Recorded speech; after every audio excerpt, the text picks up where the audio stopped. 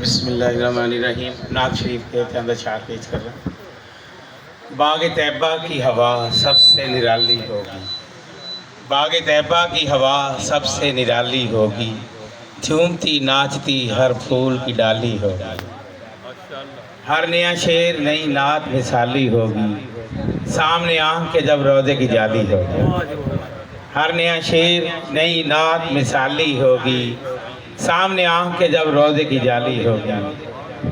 شعر پیش ہے کہ ہر بنے منہ سے ادا ہوگی صدائے تکبیر، ہر بنے منہ سے ادا ہوگی صدائے تکبیر، جب مددگار میری روح بلالی ہوگی، جب مددگار میری روح بلالی ہوگی۔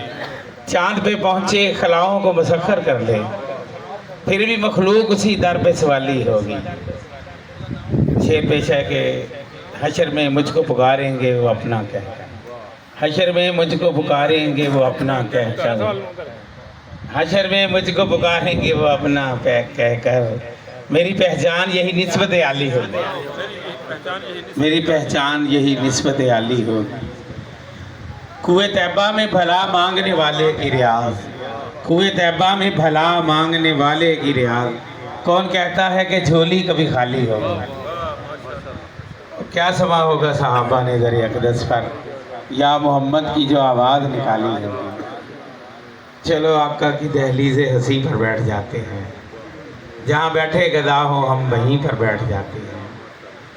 ضروری تو نہیں محراب و ممبر ہی میسر ہوں، ضروری تو نہیں محراب و ممبر ہی میسر ہوں، نبی کا ذکر کرنے کو کہیں پر بیٹھ جاتے ہیں، نبی کا ذکر کرنے کو کہیں پر بیٹھ جاتے ہیں۔ کبوتر ان کے روضے کے بڑے ہی خوش مقدر ہیں، کبوتر ان کے روضے کے بڑے ہی خوش مقدر ہیں، جو گنبد سبز آتا ہے وہیں پر بیٹھ جاتے ہیں، جو گنبد سبز آتا ہے وہیں پر بیٹھ جاتے ہیں۔ غلامان محمد کے یہ رتبے کتنے اعلیٰ ہیں، زمین پر بیٹھ کر عرش بری پر بیٹھ جاتے ہیں۔ غلامان محمد کے یہ رتبے کتنے اعلیٰ ہیں، زمین پر بیٹھ کر عرش بری پر بیٹھ جاتے ہیں۔